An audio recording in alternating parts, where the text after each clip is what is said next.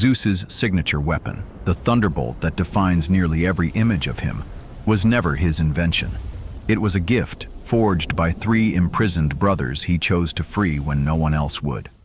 Before he was the king of the gods, Zeus was the youngest child of a Titan who ate his own children, and the only one who survived. Everything that follows, the throne, the thunderbolt, the entire Olympian order, traces back to that one act of eating going wrong exactly once. Zeus was the 6th child of the Titans Kronos and Rhea. Kronos had overthrown his own father, Uranos, a story this channel has already told in full, and both Gaia and Uranos warned him in turn that one of his own children was destined to overthrow him the same way. Kronos' answer was total and literal. He swallowed each newborn whole the moment it was born, one after another. Hestia, Demeter, Hera, Hades, and Poseidon all disappeared into their own father before they'd taken a single breath of open air. When Rhea became pregnant a 6th time, she'd already watched this happen 5 times and refused to let it happen again.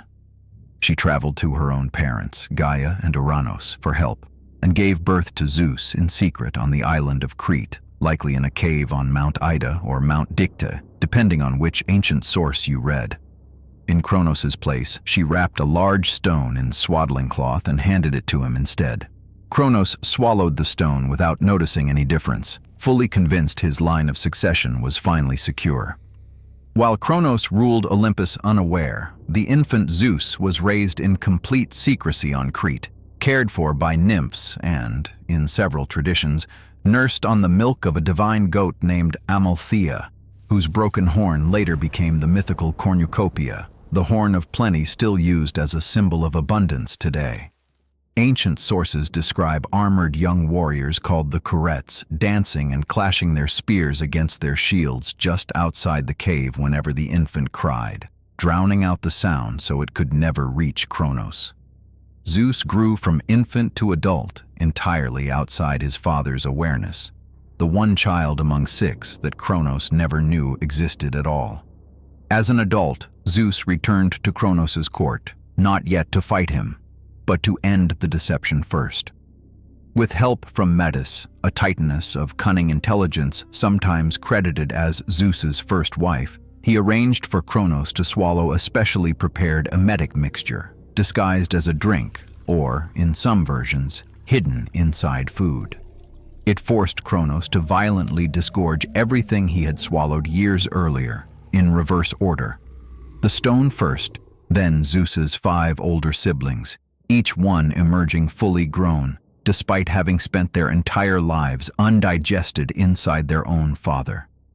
Hestia, Demeter, Hera, Hades, and Poseidon stepped back into the world as adults who had never seen it, and immediately recognized the brother who had just freed them as their natural ally against the father who had swallowed them all.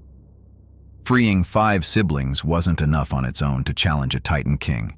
Kronos still commanded the loyalty of most of the other Titans, and Zeus needed real strength, not just numbers, to have any real chance. So Zeus made a choice none of his predecessors had ever made. He went down into Tartarus itself and freed the Cyclopes and the Titanomachy, the same imprisoned kin that Uranos had locked away out of fear, and that Kronos, after overthrowing Uranos, had simply left exactly where they were rather than release them. Grateful for a freedom no one else had offered them, the 3 Cyclopes forged Zeus his signature weapon, the thunderbolt, along with Poseidon's trident and a helm of invisibility for Hades. The Titanomachy, each possessing 100 arms, pledged themselves to whatever war was coming. Before that alliance turns into 10 straight years of open war between 2 entire generations of gods, take a second to like and subscribe. What followed was the Titanomachy, a war between the Olympians and the Titans that dragged on for 10 years with neither side able to land a decisive advantage. Ancient sources describe mountains being ripped up and hurled as weapons, the sea boiling, and the sky itself seeming to catch fire. The deadlock finally broke when the Titanomachy entered the fighting directly, each one hurling boulders by the hundreds in a single sustained barrage, while Zeus's thunderbolt scorched entire stretches of the battlefield at once. Overwhelmed, the Titans were defeated and, in most surviving accounts, imprisoned in Tartarus, guarded afterward in a detail this channel has already covered on its own by the very Hecatonchires who had once shared that same prison. Victory didn't end the threats to Zeus's new throne either. Furious at how her Titan children had been treated, Gaia responded first by giving rise to Typhon, a 100-headed serpent monster this channel has also already covered, in a fight Zeus barely survived, and later by sending an entire army of giants directly at Olympus itself in the war known as the Gigantomachy. Holding the throne, it turned out, was its own ongoing war, fought long after the Titanomachy technically ended. With the Titans defeated and sealed away, Zeus and his two brothers, Poseidon and Hades, divided the world between them by drawing lots, a moment this channel has also already covered from Olympus's own side of the story. Zeus received the sky, Poseidon the sea, and Hades the underworld, while the earth and Mount Olympus itself remained common ground, belonging fully to none of the three. Zeus became king of the gods, not because he personally claimed every domain that existed, but because the sky, the most visible and all-encompassing of the three, came to represent supreme authority over the other two by default, a hierarchy the ancient Greeks accepted more as a practical necessity than as a divine mathematical certainty. Zeus married his own sister Hera, making her queen of the gods and, by most ancient accounts, a partner whose authority within Olympus was real and independently significant, not merely ceremonial. Before Hera, though, Zeus's first significant union was with Metis, the same titaness of cunning intelligence who had helped him free his siblings, a relationship ancient sources treat with genuine unease, since Zeus was warned that any child born from Metis after a coming daughter would grow powerful enough to overthrow him in turn. Rather than risk it, Zeus swallowed Metis whole, an unmistakable echo of his own father's exact solution to the exact same fear, and one this channel will return to when it eventually covers Athena's own strange birth. Beyond Metis and Hera, ancient sources are direct and unflinching about what followed. An extensive, often turbulent history of affairs and consorts, both divine and mortal, carried out across dozens of separate stories. Zeus approaching Europa as a bull, Leda as a swan, Danae as a shower of gold, among many others. Those unions produced an enormous share of the Greek pantheon and its greatest heroes: Athena, Apollo, Artemis, Hermes, Dionysus, Persephone, and Heracles, all traced directly back to Zeus through different mothers.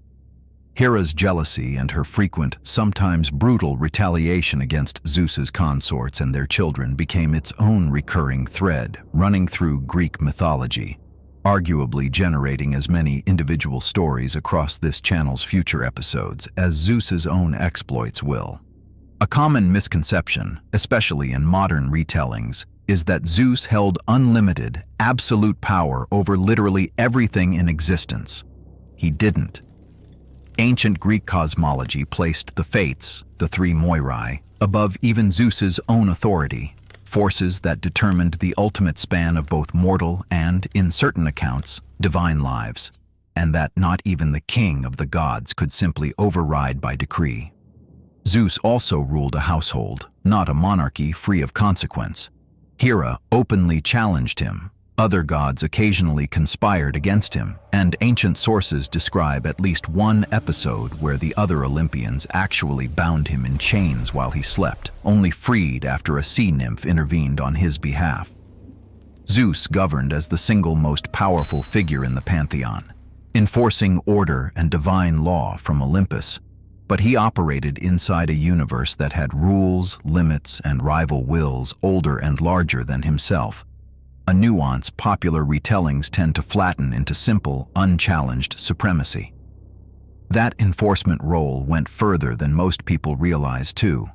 Zeus carried specific titles for specific responsibilities, not just one general kingship. As Zeus Xenios, he personally protected the sacred bond between host and guest, considered one of the most serious obligations in Greek society. As Zeus Horkios, He punished broken oaths. And it was Zeus, in the story of Prometheus this channel has already told in full, who ordered the punishment for the Titan who stole fire and gave it to humanity. A judgment some ancient audiences read as necessary order and others read as simple cruelty, a tension the sources themselves never fully resolve. Much of what we know about Zeus's rise comes from Hesiod's Theogony, which lays out his birth, his rescue of his siblings, and the Titanomachy in careful sequence, while Homer's epics show him already fully in power, an active, opinionated force personally shaping the outcome of the Trojan War from his seat on Olympus. His major cult sites, Olympia, home of the original Olympic Games held in his honor, and Dodona, where priests interpreted his will through the rustling leaves of a sacred oak, show that Zeus wasn't only a mythological figure, but a living, actively worshipped presence across the ancient Greek world.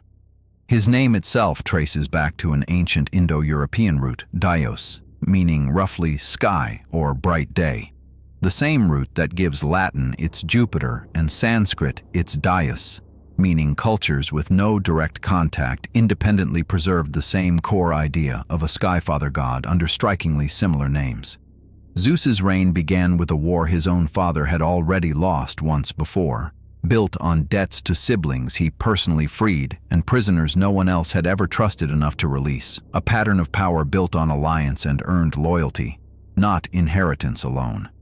That's the true beginning of the Olympians, the generation that took the Titan's place and the one every god you already think you know actually belongs to. Subscribe so you don't miss whoever comes next.